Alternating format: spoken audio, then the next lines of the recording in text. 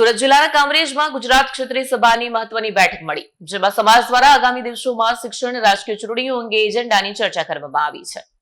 સુરત જિલ્લાના કામરેજ ખાતે આવેલા દાદા ભગવાન મંદિરના પટાંગણમાં ગુજરાત ક્ષત્રિય સભાની એક અત્યંત મહત્વની બેઠક યોજાઈ હતી. આ બેઠકમાં દક્ષિણ ગુજરાતના 24 સંસ્થાઓની એક ચિંતન બેઠકનું આયોજન કરાયું. રાજપૂત સમાજના વિવિધ સંગઠનોના હોદ્દેદારો અને આગેવાનો મોટી સંખ્યામાં ઉપસ્થિત રહ્યા હતા. ખાસ કરીને આગામી સ્થાનિક સ્વરાજ્યની ચૂંટણીઓને ધ્યાનમાં રાખીને આ બેઠકમાં લેવાયેલા નિર્ણયો રાજકીય વર્તુળોમાં ચર્ચાનો વિષય બન્યા છે. ગુજરાત ક્ષત્રિય સભાના પ્રમુખ કરણસિંહ ચાવડાની અધ્યક્ષતામાં સભા મળી હતી. આજની સભાનો એજન્ડા શું હતો? આપ સૌ પત્રકાર મિત્રોને જય સોમનાથ, જય રઘુનાથ, જય માતાજી. આપનું સ્વાગત કરીએ છીએ. આજે ગુજરાત ક્ષત્રિય સભાના ઉપક્રમે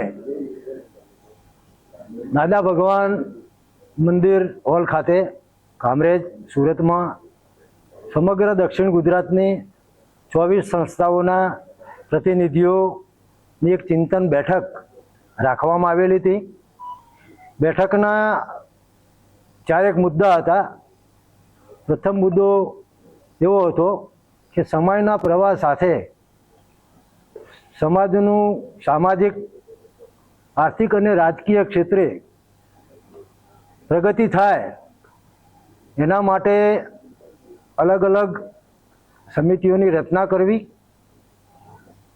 નંબર 2, સરકારશ્રીની જે જુદી જુદી યોજનાઓ છે, એ ઘણી બધી યોજનાઓ છે કે જે લોકો સુધી પહોંચી નથી, તો ખાસ કરીને ક્ષત્રિય સમાજની સંસ્થાઓ થકી આ યોજનાઓનો લાભ સમાજ સુધી પહોંચે એ બાબતની પણ ચર્ચા વિચારણા કરવામાં આવી. ત્રીજી બાબત કે સમગ્ર ગુજરાતની અંદર, એ પછી ઉત્તર ગુજરાત હોય, મધ્ય ગુજરાત હોય, સૌરાષ્ટ્ર હોય, કચ્છ હોય, કાઠિયાવાડ હોય કે દક્ષિણ ગુજરાત હોય, એમાં ગુજરાત ક્ષત્રિય સભા કે જે 1942માં સ્થપાયેલી સંસ્થા છે ને જેને હમણાં જ 75 વર્ષ પૂર્ણ કર્યા, અમૃત મહોત્સવ પણ યોજ્યો હતો, એના ઉપક્રમે ક્ષત્રિયની વ્યાખ્યામાં આવતા તમામ વર્ગોને એક સાથે લઈ અને મજબૂત ક્ષત્રિય સંગઠન ઊભું કરવું.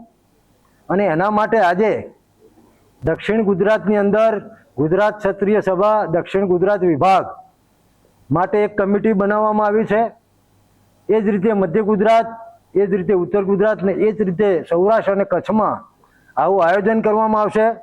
અને એની અંદર આપણે જાણીએ છીએ કે લોકશાહીમાં લોક સંગ્રહ એ ખૂબ અગત્યનો હોય છે.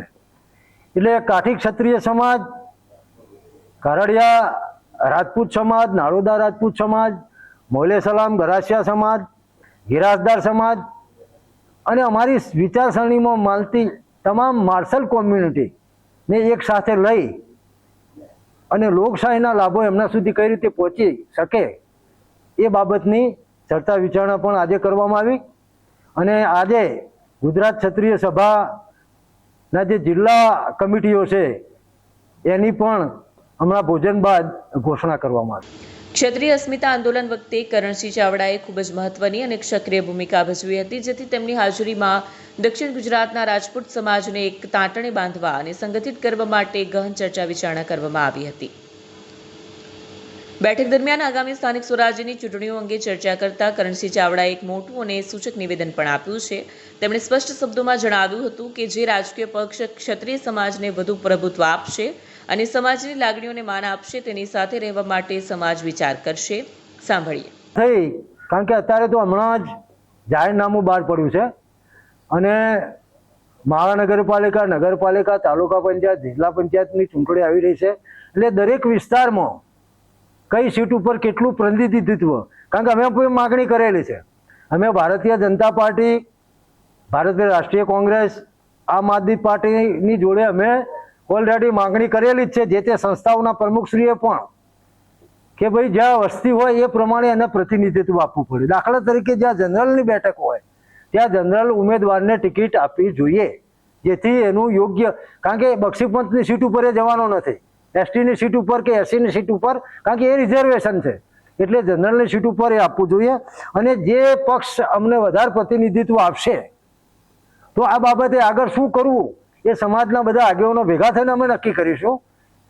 એટલે ક્યારે પણ કોઈ પક્ષ હોય, એ પછી પાટીદાર હોય, બ્રહ્મ સમાજ હોય કે દલિત સમાજ હોય કે કોઈ પણ સમાજ હોય, એ સમાજ કોઈ દિવસ આ પક્ષને મત આપો કે આ પક્ષને મત આપો એવું ક્યારે નક્કી કરતો હોતો નથી. પણ કેટલું પ્રતિનિધિત્વ છે એના આધારે ક્ષત્રિય સમાજ પણ અન્ય સમાજોને સાથે રાખી અને નક્કી કરશે કે ભાઈ આપણને આટલા ટકા પ્રતિનિધિત્વ આ જગ્યાએ મળેલું છે, તો આપણે આગળ શું કરવું એ અમે નક્કી કરીશું. આવનાર દિવસોમાં કયા એજન્ડા પર કામ કરશે ક્ષત્રિય સમાજ? ક્ષત્રિય સમાજ આપે કહ્યું મેં એમ કે પહેલાં અમારો ભાર છે એ શૈક્ષણિક બાબતો પર છે. જેમ કે અહીંયા ગિરાસ આપણે અંકલેશ્વરમાં ત્યાં શૈક્ષણિક સંકુલ અને શાળા માટે કામગીરી ચાલી રહી છે. એ રીતે સમગ્ર છેક નવસારી, આમ બારડોલી, આમ માંડવી બધી જગ્યાએ શિક્ષણનો વ્યાપ કેવી રીતે વધે, કારણ કે આ તો દક્ષિણ ગુજરાત છે, એ તો શિક્ષણ ખૂબ ઊંચું છે, પણ એ વિદ્યાર્થીઓને સ્પર્ધાત્મક પરીક્ષા માટે શું આયોજન કરી શકાય, એમને રહેવા જમવાની સુવિધા કઈ રીતે આપી શકાય, એમને સારા ટ્રેનર, સારા કોચ કઈ રીતે આપી શકાય, એનું પણ ચિંતન મનોમંથન અમે અહીંયા દક્ષિણ ગુજરાતની વાત કરું તો દક્ષિણ ગુજરાતના બધા આગેવાનો સાથે મળી અને કરી રહ્યા છીએ. જી ધન્યવાદ. ગુજરાત ક્ષત્રિય સભાના માળખાને વધુ ગતિશીલ બનાવવા માટે આ બેઠકમાં સંગઠનાત્મક ફેરફારો કરવામાં આવ્યા હતા. સમગ્ર ગુજરાતમાં અને ખાસ કરીને દક્ષિણ ગુજરાતમાં ઝોન વાઇઝ અને જિલ્લાવાર સંગઠન મજબૂત બને તે હેતુથી વિવિધ સમિતિઓની રચના કરવામાં આવી છે.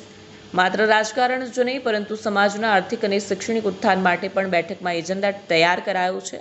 સાથે જ સરકારની વિવિધ કલ્યાણકારી યોજનાઓ જેવી કે સહાય, લોન અને અન્ય લાભો જ્ઞાતિના છેવાડાના માણસ સુધી કેવી રીતે પહોંચાડી શકાય તે અંગે પણ માર્ગદર્શન આપવામાં આવ્યું. આ બેઠકમાં દક્ષિણ ગુજરાત રાજપૂત સમાજના દરેક નાના મોટા સંગઠનના પદાધિકારીઓએ હાજરી આપી હતી.